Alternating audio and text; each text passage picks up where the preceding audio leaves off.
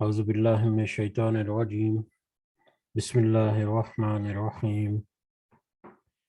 رب اشرح لی صدری ویسر لی امری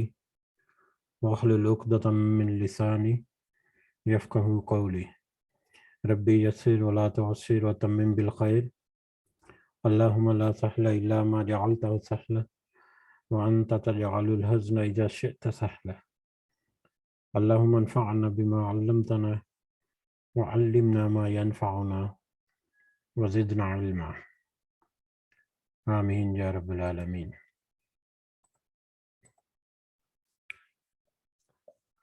آج ہم انشاءاللہ اللہ کے خاص فضل و کرم سے سورہ ہود کی آیت نمبر 110 سے آنورڈ دیکھیں گے۔ ہم اس کی تعریف اور اس کے شکر کے ساتھ شروع کرتے ہیں، جس نے ہمیں یہ استطاعت دی، جس نے ہمارے دلوں کو اس قابل بنایا کہ ہم اپنے دن کا آغاز اس کے کلام کو سمجھنے کی کوشش سے کریں، اس دعا کے ساتھ کہ اللہ تعالی ہمیں اس میں استقامت نصیب فرمائے، صحیح سمجھ عطا فرمائے، اور اس کا فائدہ ہمیں اس دنیا میں اور آخرت میں نصیب فرمائے، آمین یا رب العالمین۔ کل جو ہم نے کچھ آیات، ایک رکوع جو ہم نے پڑھا تھا، اس میں ہم نے دیکھا کہ حضرت موسیٰ علیہ السلام کا مختصر تذکرہ، صرف اشارتاً تذکرہ ہوا ایک دو آیات میں، اور اس میں فرعون اور اس کے سرداروں کے بارے میں ہمیں پتہ چلا یا یاد دہانی کرائی گئی کہ انہوں نے انکار کیا، فرعون نے بھی اور اس کے سرداروں نے بھی، اور پھر فرعون جو ہے وہ لیڈ کرتا ہوا اپنی قوم کو آگ کی طرف لے گیا، جہنم کی آگ کی طرف لے گیا، اور اس کی وجہ یہ تھی کہ اس دنیا میں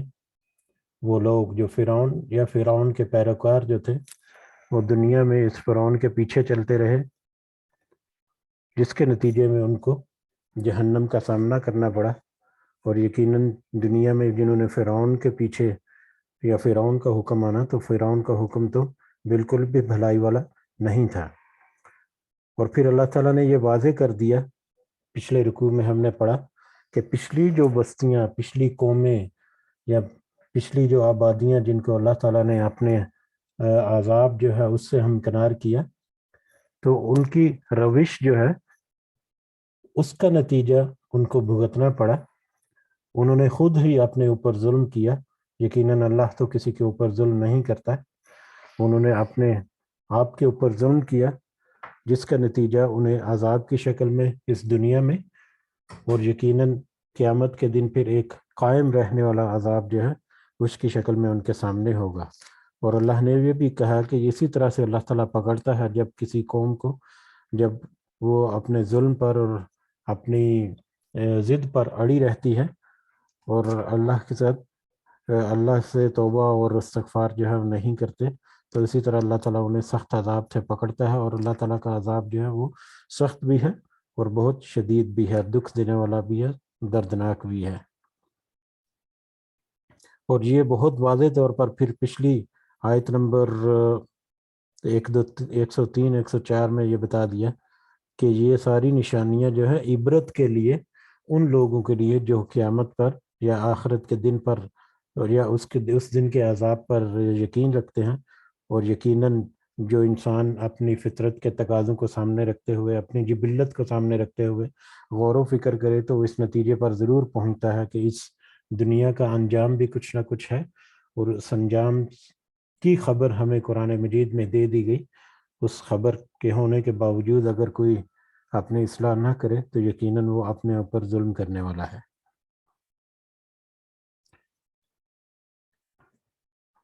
اب بڑھتے ہیں ہم اگلی آیات کی طرف۔ تو اگلی آیات تو انشاءاللہ کنکلوڈنگ آیات ہیں، یعنی یہ سورہ جو ہے وہ مکمل ہونے کی طرف ہے۔ تو اس سورہ مبارکہ کی جو تفصیلات جو ہم نے دیکھی ان کا خلاصہ یا ان سے ہم نے کیا سبق حاصل کیا یا کیا سبق حاصل ہونا چاہیے، وہ ہمیں ملے گا اگلی کچھ آیات میں۔ تو شروع کرتے ہیں انشاءاللہ آیت نمبر 110 سے۔ اعوذ باللہ من الشیطان الرجیم۔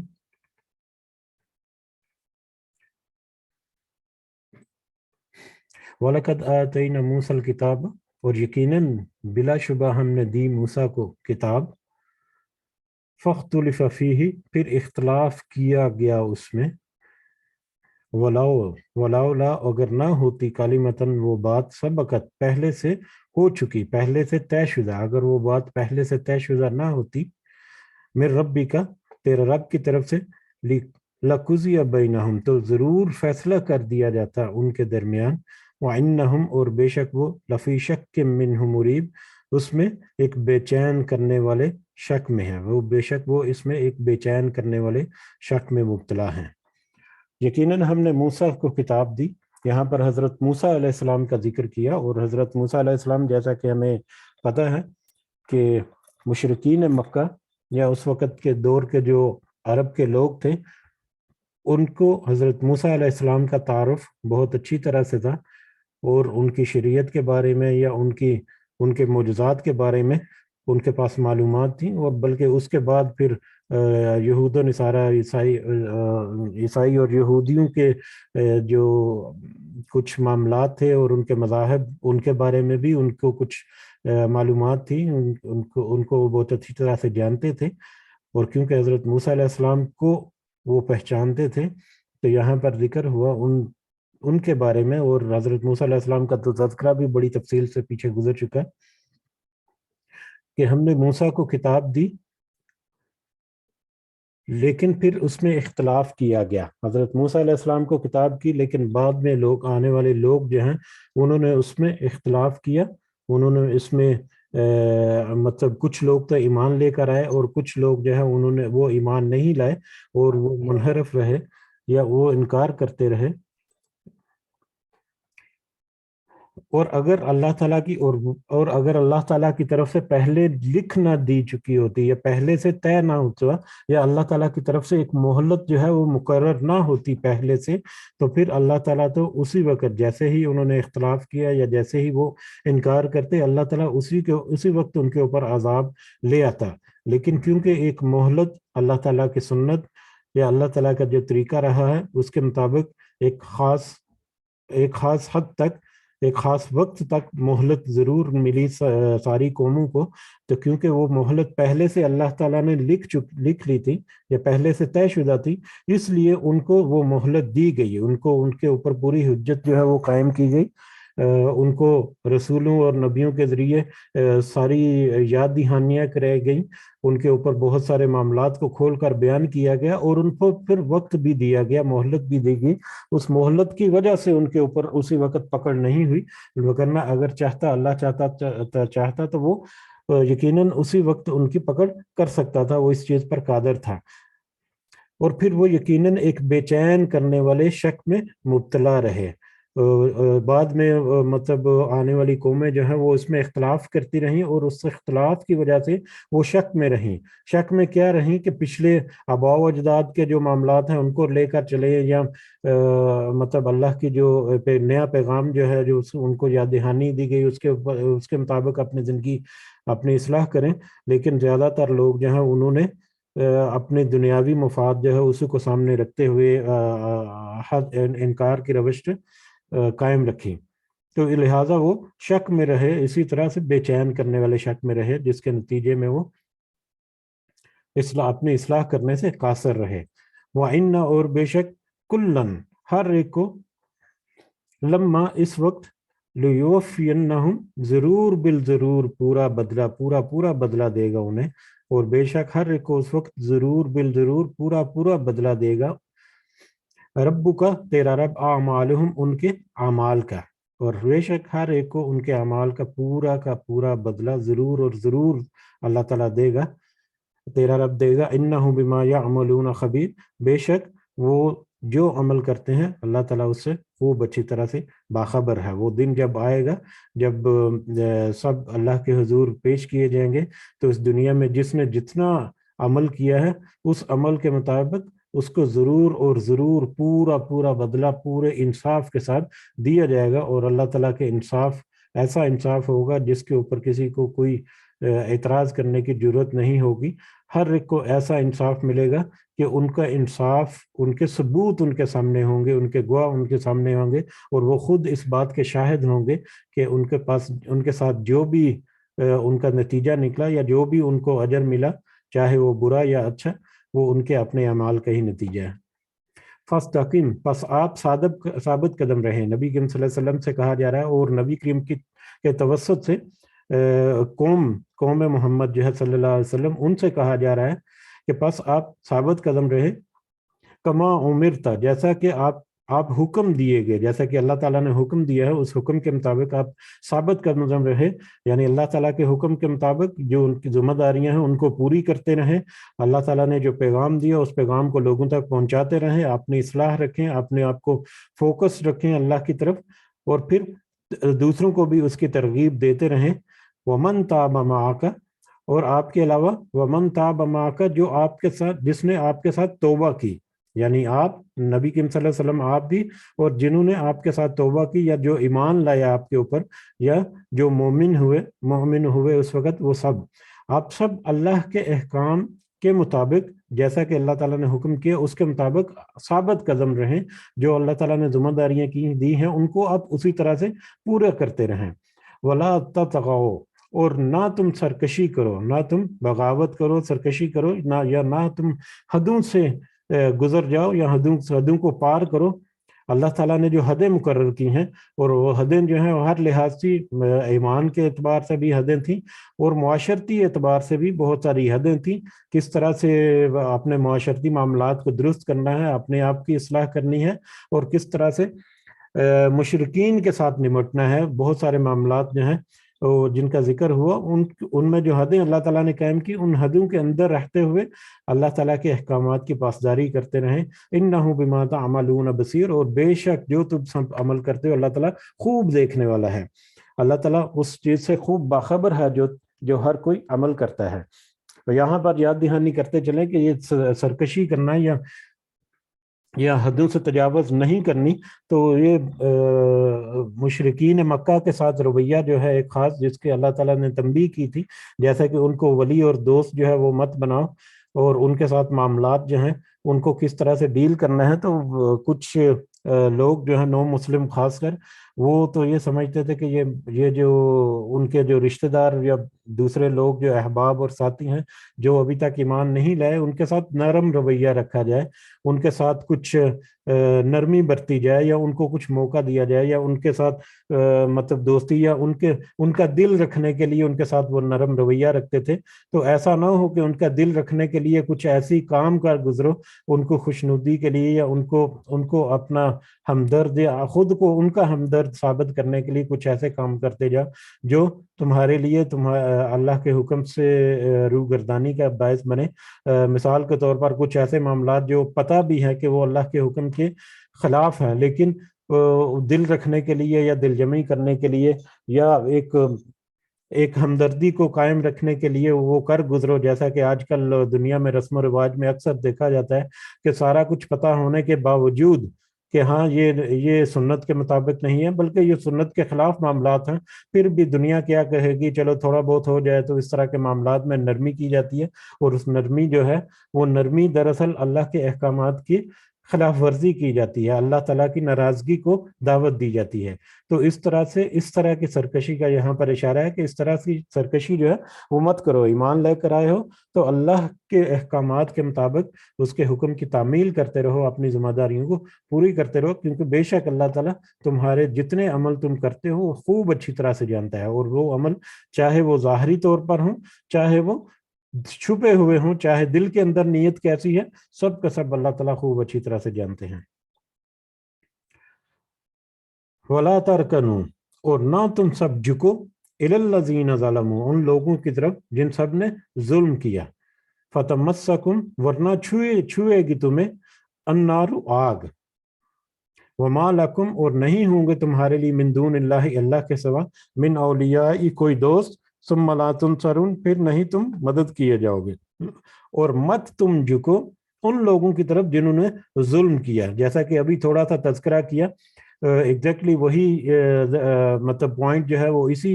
आयत में, इस आयत में भी है कि वो लोग जिन्होंने जुल्म किया, यानी जुल्म किया, अपने ऊपर जुल्म किया, जिन्होंने जिन्होंने हक को समझते बूझते हुए भी उसके सामने हक आ जाने के बावजूद उससे इनकार किया, जिन्होंने अपने इस्लाह नहीं की, तो यकीनन वो लोग हैं जिन्होंने जुल्म किया। तो वो लोग जिन्होंने जुल्म किया उनकी तरफ मत झुको, उनके साथ कोई नरम गोशा ऐसा मत रखो जो कि खुदा ना खास्ता तुम्हें कोई किसी ऐसे अमल की तरफ ले जाए जिससे अल्लाह ताला नाराज हो जाए। और अगर ऐसा हो गया, अगर तुमने उनको खुश रखने के लिए या उनको उनकी तरफ झुक कर उनकी दोस्ती के उसकी दोस्ती के नतीजे में या किसी भी इस तरह के मामले में कोई ऐसा काम कर दिया जिससे अल्लाह ताला की नाराजगी, जो अल्लाह ताला की नाराजगी का बायस होगा, तो फिर क्या होगा, फतमस्सकुमुन नार, तो वरना तुम्हें आग छू सकती है। ये ना हो कि क़यामत के दिन तुम्हें आग छू जाए। यानी अगर तुम मोमिन हो, अल्लाह पर ईमान लेकर आए, तौहीद के तकाजे बेशक पूरे हैं, लेकिन उसके बावजूद अल्लाह ताला की नाफरमानी और कुछ ऐसे मामलात जिनको अल्लाह ताला ने जिनसे मना किया उनको करने से वो ईमान वाले जो हैं, मोमिन जो हैं, उनको भी आग जो है वो छू सकेगी या छुएगी। तो फिर तुम ऐसे लोगों की तरफ जिन्होंने जुल्म किया ऐसे मत झुको कि उसका नतीजा तुम्हें आग के छूने या आग में डाल देने से उसकी सूरत में मिले। और खुदा ना खास्ता अगर ऐसा वक्त आ गया तुम्हारे ऊपर, तो क़यामत के दिन ये याद रखो कि उस वक्त अल्लाह के सिवा तुम्हारा कोई दोस्त नहीं होगा और ना ही तुम मदद किए जाओगे। अल्लाह ताला के सिवा कोई दोस्त भी नहीं होगा और अल्लाह के अलावा कोई मददगार भी नहीं होगा। तो इस दुनिया में वो लोग जिनको तुम अगर दोस्त समझते हो या जिनका दिल रखने के लिए या दुनिया की ख्वाहिशात के ऊपर जो अमल करने के लिए अगर तुम किसी के साथ इस तरह का मामला करो, तो ये याद रखो कि आखिरत के दिन खुदा ना खास्ता अगर कोई आग जहन्नम की आग को छुएगी, तो उस वक्त ये लोग जो इस दुनिया में हैं ये किसी काम नहीं आएंगे, क्योंकि वहां पर सिर्फ और सिर्फ अल्लाह ही दोस्त होगा और वही मददगार होगा। उसके अलावा कोई दोस्त और मदद करने वाला वहां पर नहीं होगा। वो अकीमिस सलाता, और आप कायम करें नमाज। ये नबी करीम सल्लल्लाहु अलैहि वसल्लम को कहा जा रहा है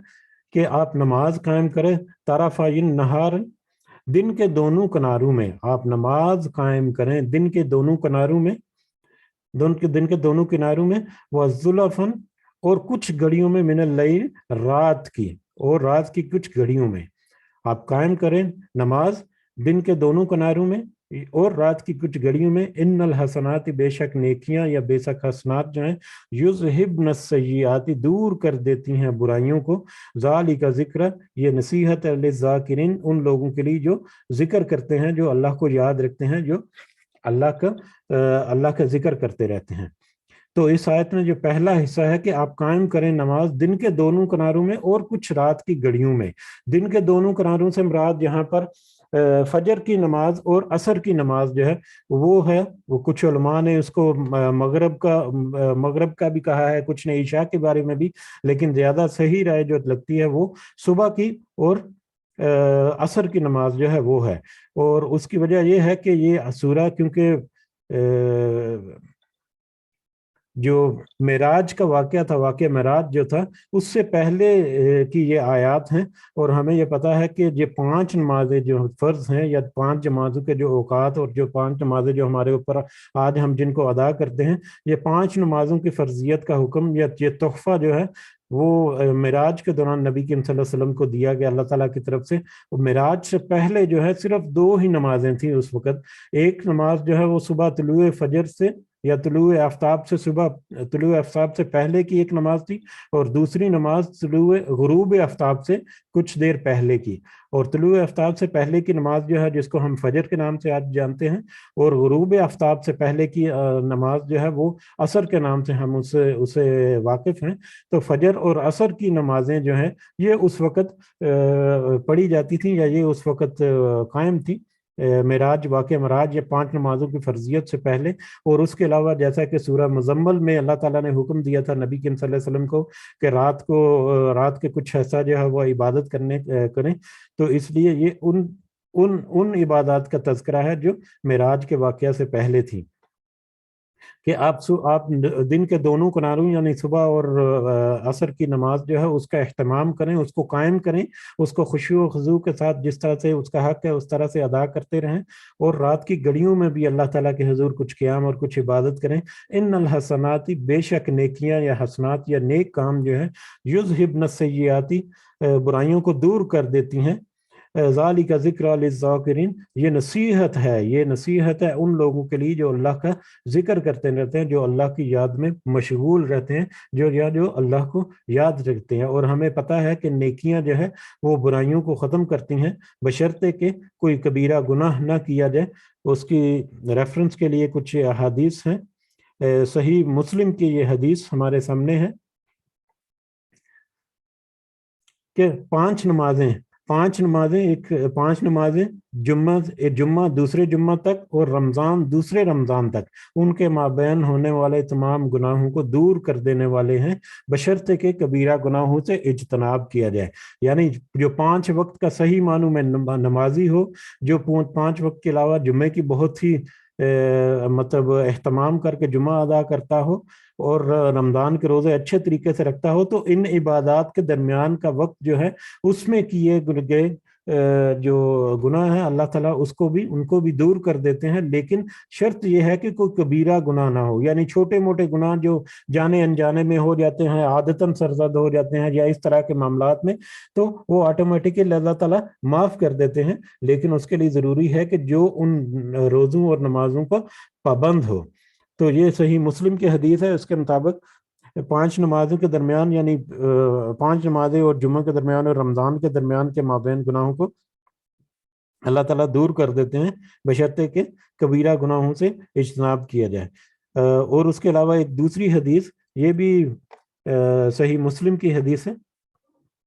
اور صحیح بخاری میں بھی ہے، صحیح بخاری اور مسلم کے دونوں کی حدیث ہے کہ رسول اللہ صلی اللہ علیہ وسلم نے فرمایا، بتلاؤ اگر تم میں سے کسی کے دروازے پر بڑی نہر ہو، وہ روزانہ اس میں 5 مرتبہ نہاتا ہو، تو کیا اس کے بعد اس کے جسم پر میل کچیل باقی رہے گی؟ صحابہ کرام رضوان اللہ اجمعین نے عرض کیا کہ نہیں۔ آپ صلی اللہ علیہ وسلم نے فرمایا، اسی طرح 5 نمازیں ہیں، ان کے ذریعے سے اللہ تعالیٰ گناہوں اور خطاؤں کو مٹا دیتا ہے۔ یعنی اگر 5 نمازیں باقاعدگی سے ایک انسان جو ہے وہ ادا کرتا رہے، تو ان کے اوپر سے گناہ جو ہیں وہ ایسے ہی دھل جائیں گے جس طرح سے 5 وقت نہر میں نہائے ہوئے لوگ جو ہیں وہ ان کے اوپر میل کچیل باقی نہیں رہتی۔ تو یقیناً جو قائم نماز کو قائم رکھتے ہیں وہ برائیوں سے دور رہتے ہیں، اور یہ ایک لٹمس ٹیسٹ بھی ہے کہ جو صحیح معنوں میں صحیح حق ادا کر کے نماز کا حق ادا کرنے کی کوشش کرتا ہے اور اس کے مطابق اس کو قائم کرتا ہے، تو وہ آٹومیٹیکلی بہت ساری برائیوں، چھوٹے چھوٹے معاملات میں، اپنے نظر کی حفاظت میں، اپنی شرم گاہوں کی حفاظت میں، اپنے روزمرہ کی مطلب لین دین کے معاملات میں، کاروبار کے معاملات میں، وہ آٹومیٹیکلی اپنی اصلاح کرتا ہے، وہ آٹومیٹکلی چھوٹے چھوٹے گناہوں سے بچا رہتا ہے۔ تو یہ تو ایک لٹمس ٹیسٹ بھی ہے کہ اگر جو انسان جو ہے وہ صحیح معنوں میں صحیح دل سے نماز کو ادا کرتا ہے تو وہ ایسے گناہوں سے پاک ہو جاتا ہے۔ بہرحال وَاصْبِرْ، اور آپ صبر کیجئے، فَإِنَّ اللَّهَ، بے شک اللہ تعالیٰ، لا یضیع، نہیں ضائع کرتا، اجر المحسنین، نیک کرنے والوں کا اجر، نیکی کرنے والوں کا اجر۔ آپ صبر کیجئے، یعنی دنیا میں یہ جو مشکلات یا جو معاملات ہیں، یہ جو لوگ آپ کے ساتھ جس طرح کا رویہ رکھے ہوئے ہیں، کبھی مذاق کرتے ہیں، کبھی انکار پہ انکار کرتے جا رہے ہیں، کبھی آپ کے خلاف اقدامات کرتے ہیں، طرح طرح کے ظلم اور زیادتیاں کرتے ہیں، یا اس طرح کے متفرق معاملات آپ صلی اللہ علیہ وسلم کے اوپر بھی، یا آپ اس وقت کے جو مومن تھے ان کے ساتھ بھی جس طرح کے معاملات تھے، تو اللہ تعالیٰ نے کہا کہ ان میٹرز میں آپ اللہ تعالیٰ کے احکامات کے مطابق، جیسے پچھلی آیت میں دیکھا کہ اس کے مطابق مطلب آپ کام کو کرتے جائیں، اللہ کے احکامات کی پاسداری کرتے جائیں، اور یہاں پر اس طرح صبر کرتے رہیں، ان معاملات پر صبر کریں۔ بے شک جو دنیا میں آپ کا صبر ہے نیک اعمال کے ساتھ، جو صبر بھی آپ کر رہے ہیں، تو یہ نیک اعمال جو ہیں اللہ تعالیٰ ان کو ضائع نہیں کرنے والا، اس کا اجر جو ہے وہ یقیناً مل کر رہے گا۔ فلاولا کانا پھر کیوں نہ ہوئے من القرون امتوں میں سے، ان امتوں میں سے، پچھلی امتیں یا پچھلی بستیوں کا جو ذکر ہم نے پڑھا حضرت نوح علیہ السلام سے لے کے حضرت ابراہیم اور حضرت ابراہیم کے بعد بھی قوم شعیب تک ہم نے پڑھا، اس میں ہود اور صالح اور حضرت ہود اور صالح اور قوم لوط اور ان ساری بستیوں اور قوموں کا ذکر ہوا. تو ان کے بارے میں ہے کہ کیوں نہ ہوئے ان امتوں میں سے کچھ لوگ من قبلکم جو تم سے پہلے تھیں امتیں، اولو بقیتن کچھ لوگ بھلائی والے، کیوں نہ ان میں کوئی بھلائی والے ہوئے، ینہون عن الفسادی وہ سب منع کرتے تھے فساد کرنے سے، فی الارض زمین میں. کیوں نہ ہوئے ان میں سے، ان امتوں میں سے کچھ لوگ جو بلائی سے منع کرنے والے ہوئے، الا مگر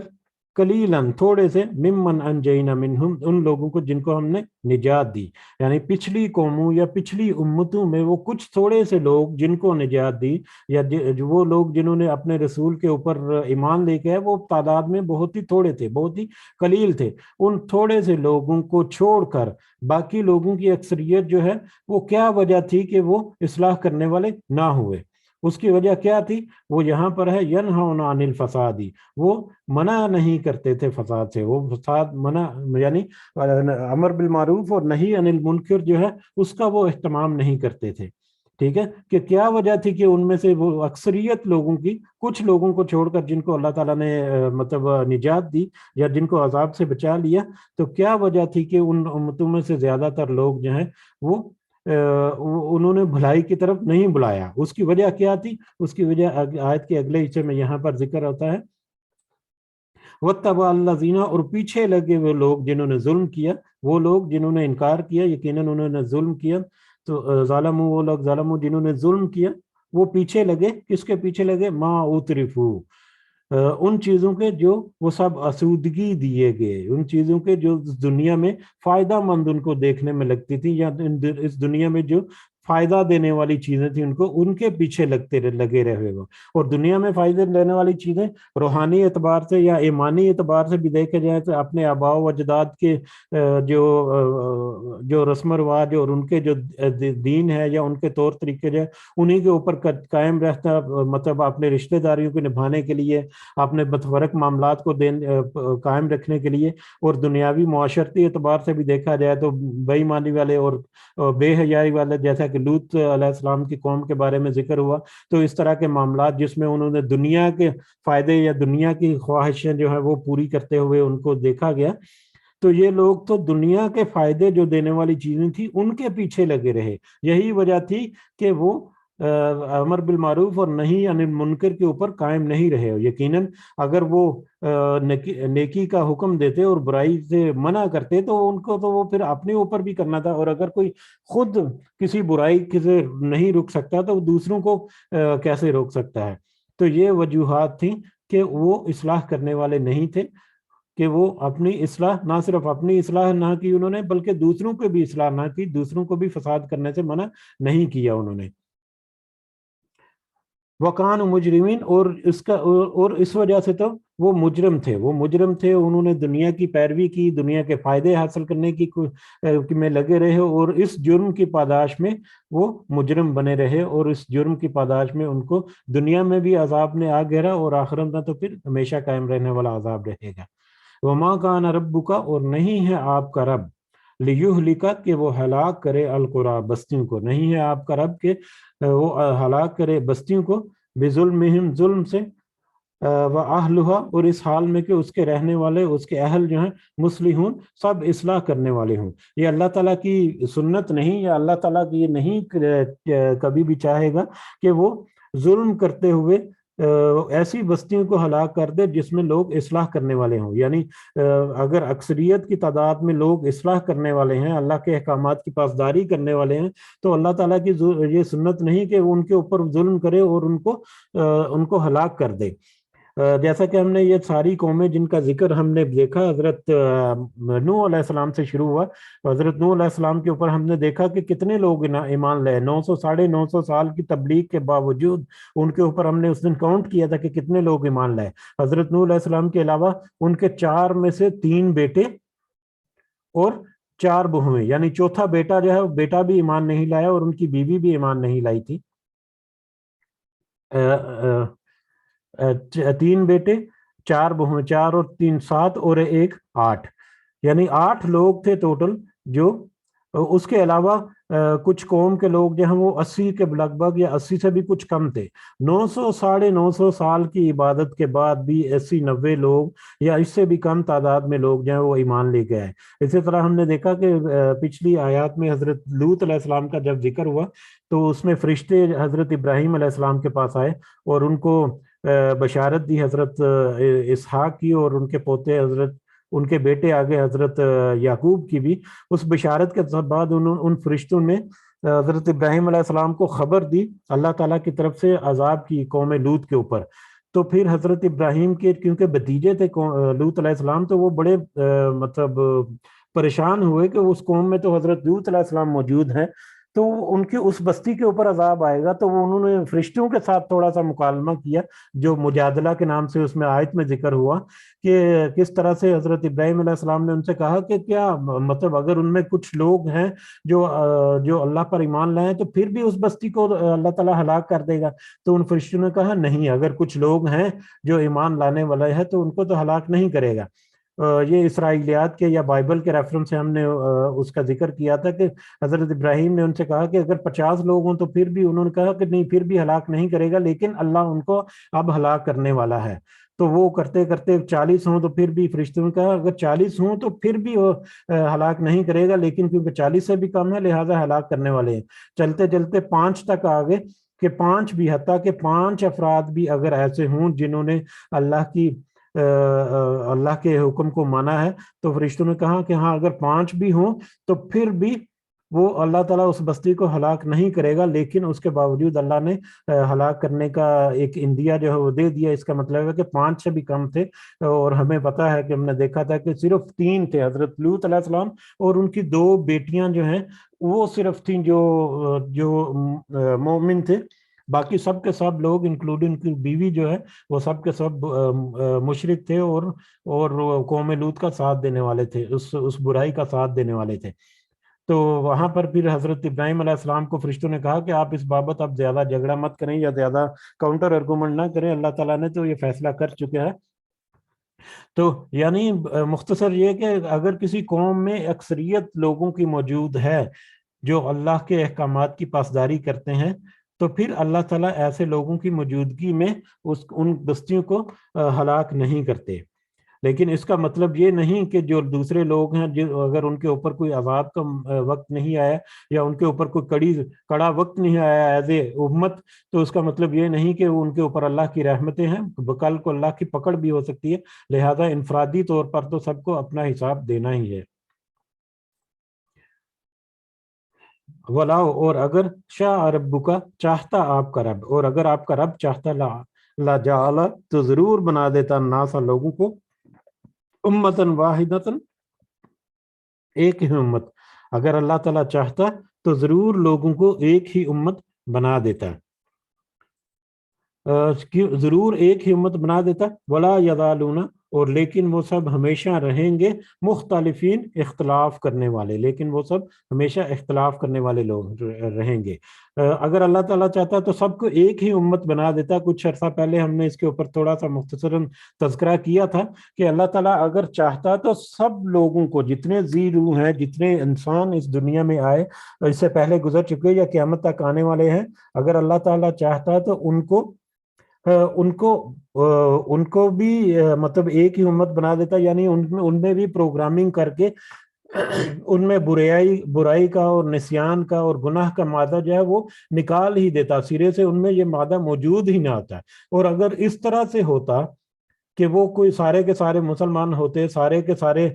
مطلب گناہوں سے پاک ہوتے، سارے کے سارے جو ہے وہ اللہ کے احکامات کی پاسداری کرنے والے ہوتے، اور ان میں کوئی ایسا مادہ ہوتا ہی نہ کہ وہ گناہ کی طرف جائیں، تو پھر تو یہ رسولوں کا آنا اور کتابوں کا آنا اور اصلاح اور جنت اور دوزخ اور ایمان کے تقاضے اور یہ مطلب دنیا میں صبر کی تلقین اور یہ سارے معاملات، یہ سب معاملات تو بے معنی ہو جاتے ہیں، ان کا تو پھر وجود ہی نہ ہوتا۔ یعنی جس طرح سے فرشتے ہیں، فرشتے اللہ تعالیٰ کے احکامات کی پاسداری کرتے ہیں، لیکن ان میں کوئی ایسی حص نہیں ہے کہ جس میں وہ اللہ کی روگردانی کریں، اللہ کے قسم کی کسی حکم کی ذرہ برابر بھی وہ نافرمانی کریں، ان میں تو یہ حص ہے ہی نہیں۔ تو لہٰذا ان کے لیے تو حساب کتاب اور ان کے لیے تو اس طرح کے معاملات جو ہیں ان کا تو کوئی لوجک ہی نہیں بنتی۔ تو اگر انسانوں کے ساتھ بھی ایسا ہوتا تو پھر یہ ساری چیزیں بے معنی تھیں، یہ سب بے وقت تھی، پھر تو مطلب آبجیکٹ ہی تھے، پھر تو کوئی مطلب منطق نہ ہوتی کہ حساب کتاب ہو یا اچھا برا، پھر تو برائی کا کوئی معاملہ ہی نہ ہوتا۔ لیکن اللہ تعالیٰ کی یہ حکمت یہ ہے کہ اللہ تعالیٰ کی جو مشیت وہ یہ ہے کہ ان کے سامنے حق اور باطل کو واضح کر کے ان کی جبلت میں اللہ تعالیٰ نے یہ پوری انٹروڈکشن یا پوری ان کی جو نظام فطرت جو ہے یا دین فطرت جو ہے ان کی ہر ایک انسان کی طبیعت میں یا جبلت میں رکھ دیا گیا۔ اس کے بعد پھر اللہ تعالیٰ نے اختیار دے دیا ان کو کہ اب دیکھو یہ صحیح راستہ ہے، یہ غلط راستہ ہے، یہ حق کا راستہ ہے، یہ گناہوں کا یا برائی کا راستہ ہے۔ یہ حق کا راستہ، اس کے اوپر کانٹے آئیں گے، اس کے اوپر کچھ مشکلات آئیں گے، لیکن اس کا انجام جو ہے جنت کی شکل میں ملے گا۔ لیکن یہ دوسرا راستہ ہے، یہ آسان ہوگا، اس میں تمہیں دنیا کے فائدے ملیں گے، اس میں سارا کچھ ہوگا، لیکن اللہ تعالیٰ نے واضح طور پر بتا دیا کہ اس کا انجام جو ہے وہ دیکھو ہولناکی کی طرف ہے۔ تو اس کا اختیار دیا کہ اب تم چوز کرو کہ اس میں سے کون سا راستہ ہے، اور اس میں سے اگر کوئی دنیا کے فائدے جو ہیں، دنیا کی راحت اور دنیا کی مال و متاع جو ہے ان کا راستہ اپنائے گا، تو اللہ تعالیٰ نے تو واضح کر دیا کہ اس کا انجام جو ہے وہ کہاں پر جا کر گر رہا ہے یہ راستہ۔ تو یہی وجہ ہے کہ اللہ تعالیٰ اگر چاہتا تو سب کو ایک امت بنا دیتا، لیکن اللہ تعالیٰ نے اختیار دے کر آزمائش رکھی انسانوں کے لیے، اور اس اختیار کی وجہ سے ولا یزالون، اور لیکن وہ ہمیشہ رہیں گے مختلفین، اختلاف کرتے ہوئے۔ اس اختیار کو استعمال کرتے ہوئے وہ ساری امت جو ہے یا سارے لوگ جو ہیں، انسان جو ہے وہ اختلاف کرنے والے ہوں گے یا ایک دوسرے سے مختلف ہوں گے۔ اب اختلاف کی بھی بہت ساری شکلیں ہیں، اختلاف کی بہت ساری صورتیں ہیں۔ ایک اختلاف کی صورت یہ ہے، علمی طور پر بھی اختلاف ہو سکتا ہے،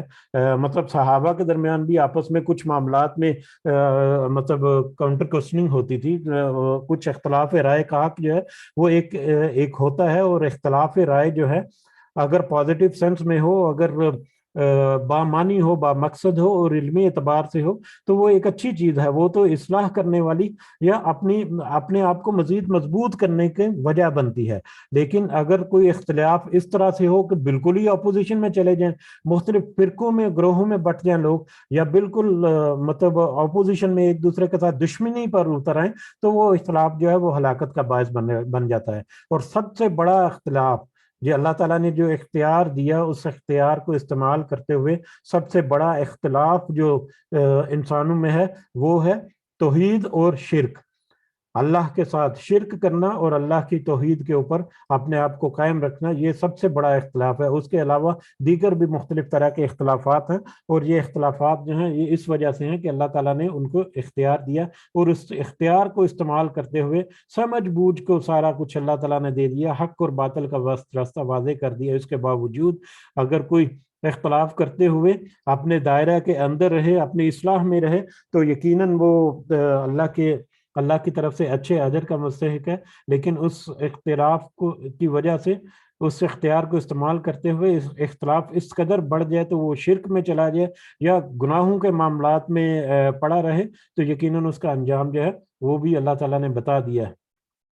جو کیا ہونے والا ہے۔ تو اللہ تعالیٰ اگر چاہتا تو سب کو ایک امت بنا دیتا، لیکن یہ اللہ کی حکمت تھی، یہ اللہ کی مشیت تھی کہ وہ آزمائے انسانوں کو، اور اس آزمائش کا نتیجہ ہے کہ لوگ جو ہیں وہ اختلاف کرتے ہیں۔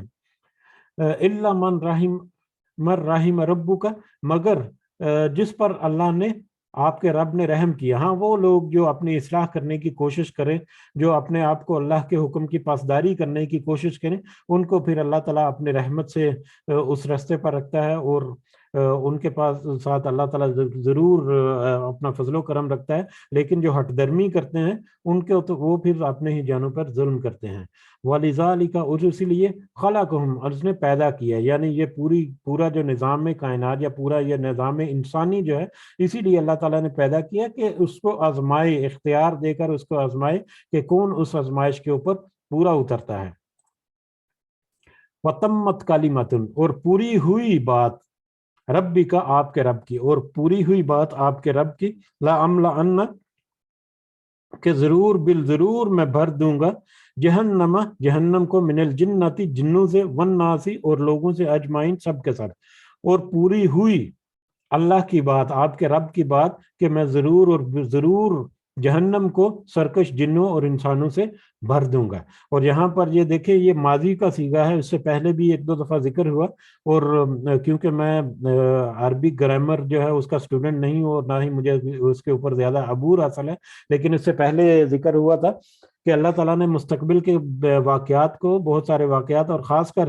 قیامت کے معاملات جو ہیں ان کو ماضی کے صیغے سے مطلب ذکر کیا ہے۔ اور ماضی کا صیغے سے ذکر کرنے کی ایک بہت بڑی حکمت یہ ہے کہ وہ آنے والے وقت میں، آنے والا وقت جو ہے وہ اسی طرح سے ایک حقیقت ہے، اسی طرح سے ایک اٹل حقیقت ہے جس طرح سے کوئی ماضی میں کوئی گزرا ہوا واقعہ ہے۔ تو اسی کی مثال یہ ہمارے سامنے ایک آ گئی آج کہ وَتَمَّتْ کَلِمَتُ، اور پوری ہوئی بات آپ کے رب کی، یہ ماضی کے صیغے سے کہ اللہ کی بات، آپ کے رب کی بات پوری ہو چکی، اس میں کوئی شک نہیں کہ وہ پوری نہ ہو، کہ اللہ کی بات، آپ کے رب کی بات پوری ہوئی۔ کیا بات اللہ کی پوری ہوئی آپ کے رب کی؟ کہ میں ضرور اور ضرور جہنم کو سرکش جنوں اور انسانوں سے بھر دوں گا۔ جہنم جو ہے اس کو ضرور اور ضرور سرکش جنوں اور انسانوں سے بھر دوں گا۔ اس آیت کے اس حصے کی تشریح جو ہے وہ اس حدیث سے ہی ممکن ہے، اس کے علاوہ اور بھی بہت ساری تشریح ہو سکتی ہے، لیکن میرا خیال ہے کہ یہ بہت ہی مناسب تشریح ہے، یا بہت ہی مناسب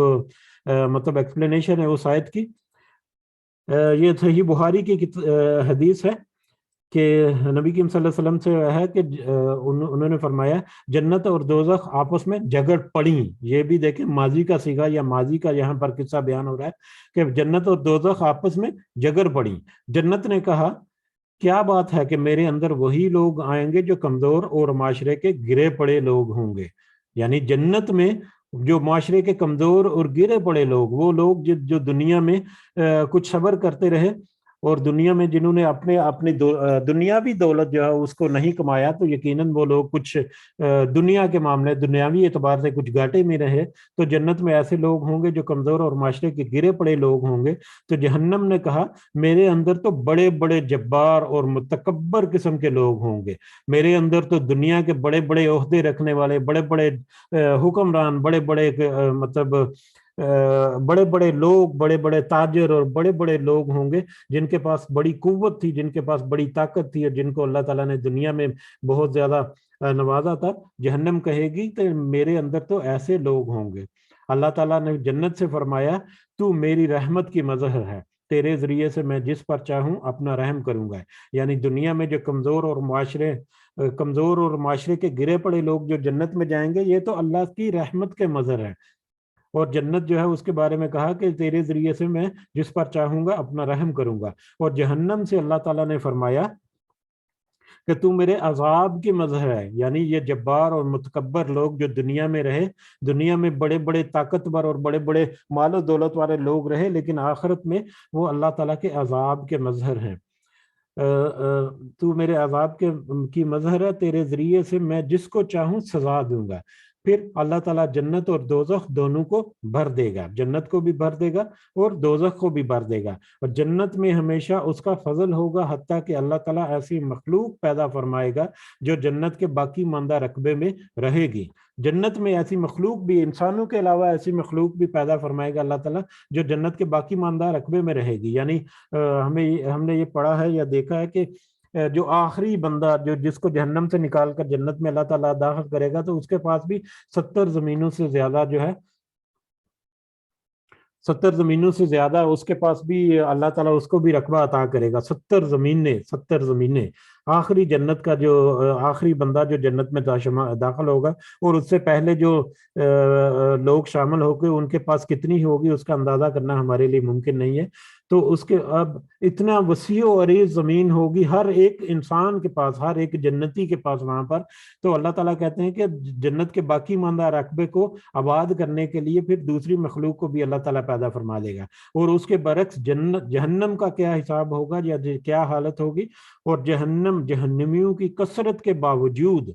जहन्नम जहन्नम की कसरत के जहन्नमियों की कसरत के बावजूद हल मिन मजीद का नारा बुलंद करेगी। हल मिन मजीद, कि क्या कोई और भी है जो इसमें आए, या क्या कोई और भी है जिसको इस जहन्नम में भर दिया जाए। यानी जहन्नम में एक दूसरे के ऊपर स्टैक करके ठोंस ठोंस कर भरे जाएंगे उसकी हौलनोकियां, और उसके अंदर आग के अजाब और सारे कुछ अस्तगफिरुल्लाह सारे मंजरनामे के बावजूद फिर जहन्नम फिर भी कहेगी कि हल मिन मजीद, कि कोई और भी है जो इसमें दाखिल होने वाला बाकी रह गया है। यहाँ तक कि अल्लाह ताला उसमें अपना कदम रख देगा, जिस पर जहन्नम पुकार उठेगी, कत कत व इज्जतिक, बस बस तेरी इज्जत और जलाल की कसम। कि जहन्नम जो है वो भी उस वक्त पुकार उठेगी। पहले वो पुकारती रहेगी कि कोई और है जो इस जहन्नम में आने वाला है, या जहन्नम में और किसी को डालना बाकी है तो वो भी ले आए। तो फिर अल्लाह ताला उसमें अपना कदम रखेंगे, जिसके नतीजे में जहन्नम जो है वो बस बस कर उठेगी, और अल्लाह ताला की इज्जत और जलाल की कसम जो है वो उठाएगी। इस तरह से जहन्नम में फिर लोगों को भर दिया जाएगा। अल्लाहुम्मा अजिरना मिनन नार, अल्लाहुम्मा अजिरना मिनन नार, अल्लाहुम्मा अजिरना मिनन नार। ऐ अल्लाह हमें जहन्नम की आग से बचा, इससे हमें दूरी अता फरमा, और इससे हमें उन लोगों में शुमार फरमा जो हम पहले ही राउंड में जन्नत के मुस्तहिक ठहर गए।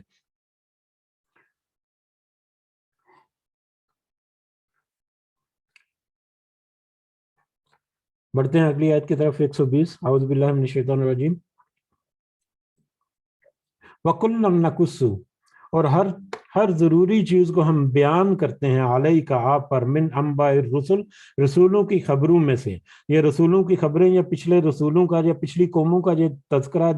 जिसका जिक्र किया अल्लाह ताला ने, उसके बारे में कहा कि उनके उनके जो ज़रूरी मामलात थे, वो मामलात जो ज़रूरी थे आपको बताने, उनको हम बयान करते हैं। मा नुसब्बितु, जो कि मजबूत रखते हैं, बिही फुआदा का, इसके साथ आपके दिल को। ये मामलात जो हैं, ये वाकयात जिनका हमने जिक्र किया, उसका एक मकसद ये भी था कि ये आपके दिल को मजबूत रखते हैं, आपको तसल्ली देने के लिए कि आपके साथ जो मुशरिकीन मक्का जिस तरह का रवैया रखे हुए हैं, इस तरह का रवैया या इससे भी ज्यादा मुख्तलिफ तरह के रवैये जो हैं, इससे पिछले रसूलों के साथ भी ऐसे मामलात हुए हैं। कैसे उनकी कौमों ने उनको जुटलाया, उनके साथ मजाक किया, और अल्लाह की जो अहकामात थे उनको उनसे रूगर्दानी की, अल्लाह के अहकामात को मानने से सीधा सीधा इनकार कर दिया, और कैसे नबियों और रसूलों के खिलाफ उन्होंने इकदामात किए। तो ये सारी खबरें जो पिछले रसूलों की हमने बयान की, इसका एक मकसद ये भी है कि हम आपके दिल को मजबूत रखें। ये इसको इन खबरों को या इन वाकयात को पढ़कर या इनको सामने रखें तो आपके दिल को थोड़ी सी मजबूती मिले, थोड़ी सी तकवीयत मिले, ताकि आपको ये भी पता चले कि इससे पहले जो रसूल थे उनके साथ भी इसी तरह के मामलात हुए। वजह आका, और आया आपके पास, फी हादिहिल हक, इन वाकयात में हक, यानी ये पिछले वाकयात को हक और सच जो है, वो सारे सच्चे वाकयात जो हैं वो आपके पास आ गए। व मौइज़तन, और ये नसीहत व ज़िक्र और याद दहानी लिल मोमिनीन, सब ईमान लाने वालों के लिए। और ये आप सिर्फ आपके दिल जमी या आपके दिल को मजबूत करने के लिए, आपके दिल को तस्कीन देने के लिए नहीं है, बल्कि ये तो नसीहत और याद दहानी है ईमान वालों के लिए भी, वो उन दूसरे लोगों के लिए भी जो आप पर ईमान लाए हैं, या दुनिया में क़यामत तक आने वाले लोग जो हैं, उन सब लोगों के लिए, और ख़ास कर उनमें ईमान लाने वाले जो हैं उनके लिए ये नसीहत और याद दहानी है। जैसा कि बार बार तज़किरा हुआ कि कुरान मजीद में पिछली कौमों के वाकयात और मुतफर्रिक़ अलग मामलात सिर्फ नावल की तरह पढ़ लेने से नहीं है, या कुछ लोग जिनका अगर कोई ख्याल है कि ये तो वाकयात हैं जो पिछली कौमों के साथ थे, अब हमारे मामलात जो है वो डिफरेंट है, हमारे हालात के मुताबिक डिफरेंट तरह का मामला है, तो ऐसा बिल्कुल नहीं है। ये पिछले वाकयात जो हैं ये नावल की तरह पढ़ने के लिए नहीं, बल्कि इनसे नसीहत हासिल करने के लिए और याद दहानी के लिए अल्लाह ताला ने बार बार जिक्र किया इन वाकयात को। अभी ریسنٹلی سورہ اعراف میں ہم نے انہی 6 قوموں کے بارے میں ایک مختلف انداز سے تفصیل پڑھی، اور آج سورہ ہود میں بھی ہم نے انہی 6 قوموں کے بارے میں ایک مختلف الفاظ یا مختلف انداز سے وہ واقعات جو ہیں ان کی یاد دہانی کی۔ تو اس کی ایک حکمت ہے، اور حکمت یہی ہے کہ ہمارے سامنے ایک نصیحت آتی رہے اور ہمارا مائنڈ جو ہے وہ ہمیشہ یاد میں رہے کہ پچھلی قوموں نے کس طرح سے کیا۔ اور یقیناً اگر یاد دہانی ہے تو اس کا مطلب یہ نہیں کہ ہم مطلب ان کو پڑھ کے مطلب جس طرح سے رٹا لگانا ہے اس طرح سے رٹا لگا کے اس کو یاد کریں، بلکہ اپنے گریبانوں میں جھانکیں کہ ان قوموں نے جس طرح کے معاملات کیے، کیا ہم میں تو کوئی ایسا معاملہ نہیں ہے، اور اگر ہم میں کوئی ایسا معاملہ پائیں تو یقیناً اس کو اصلاح کرنے کی یاد دہانی ہے، اس کو اصلاح کرنے کی نصیحت ہے اس میں۔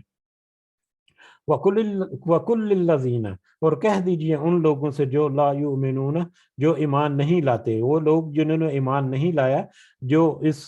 حق اور سچ جو ہے اس کو واضح ہو جانے کے باوجود جو ایمان نہیں لاتے، ان سے کہہ دیجئے اعملوا، تم سب عمل کرو، علی مکانتکم، اپنی جگہ پر، انا عاملون، بے شک ہم اپنی جگہ پر عمل کرنے والے ہیں۔ تم سب اپنی جگہ پر عمل کرتے رہو، ہم اپنی جگہ پر عمل کرنے والے ہیں۔ یہ پچھلی قوموں کے تذکرے میں ہم نے پڑھا کہ جب ایک حد جو ہے وہ آ چکی، نصیحت جو ہے وہ کرتے کرتے ایک وقت آ چکا کہ جب اب ان کے دلوں کے اوپر مہر لگی اور ان کا اصلاح کرنا جو ہے وہ مشکل ہو گیا، تو اس وقت پھر ان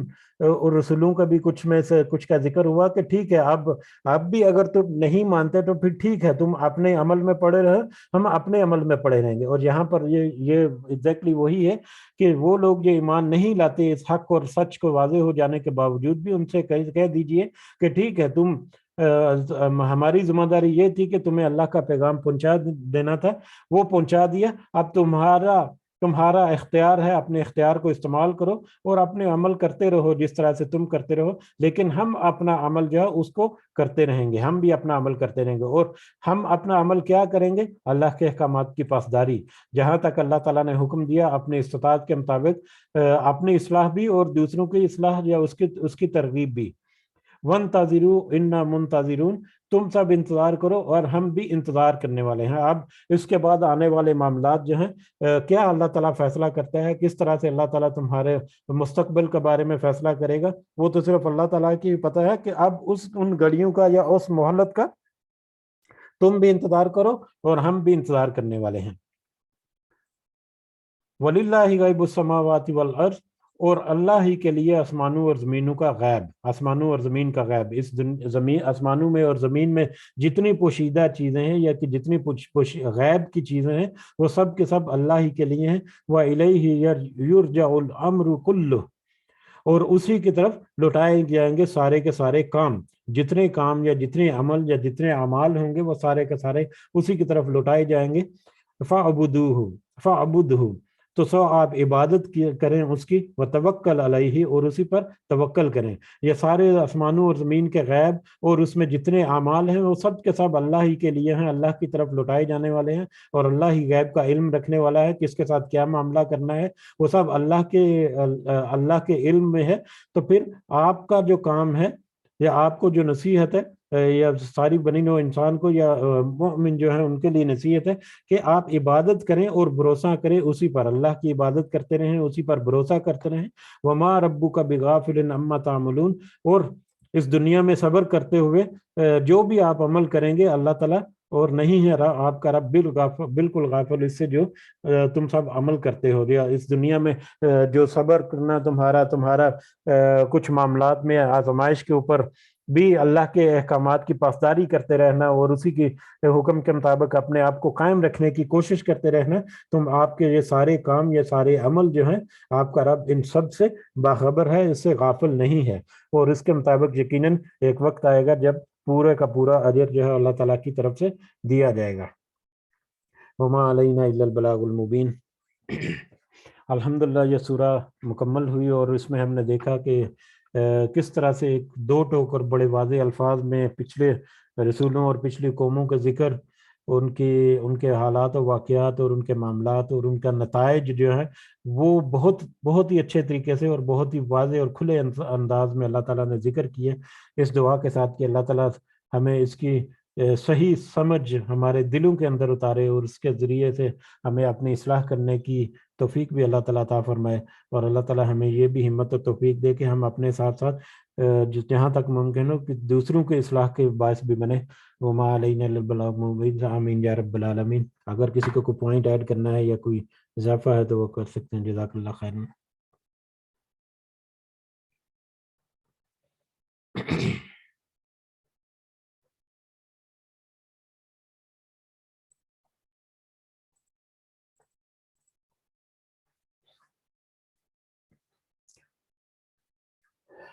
جی اسی کے السلام ساتھ علیکم، جزاک اللہ خیر۔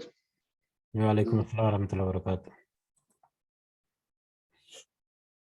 جی جزاک اللہ خیر، اسی کے ساتھ ہم اجازت چاہتے ہیں انشاءاللہ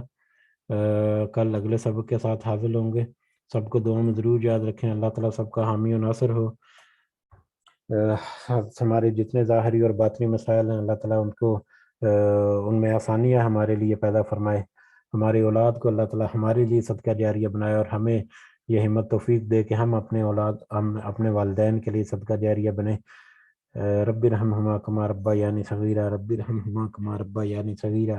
رب ارحمہما کما ربیانی صغیرا، ربنا تقبل منا انک انت السمیع العلیم وتب علینا انک انت التواب الرحیم۔ سبحان ربک رب العزۃ عما یصفون وسلام علی المرسلین والحمد للہ رب العالمین۔ سبحانک اللہم وبحمدک، اشہد ان لا الہ الا انت، استغفرک واتوب الیک۔ جزاکم اللہ خیرا۔ السلام علیکم ورحمۃ اللہ وبرکاتہ۔ وعلیکم السلام ورحمۃ اللہ وبرکاتہ۔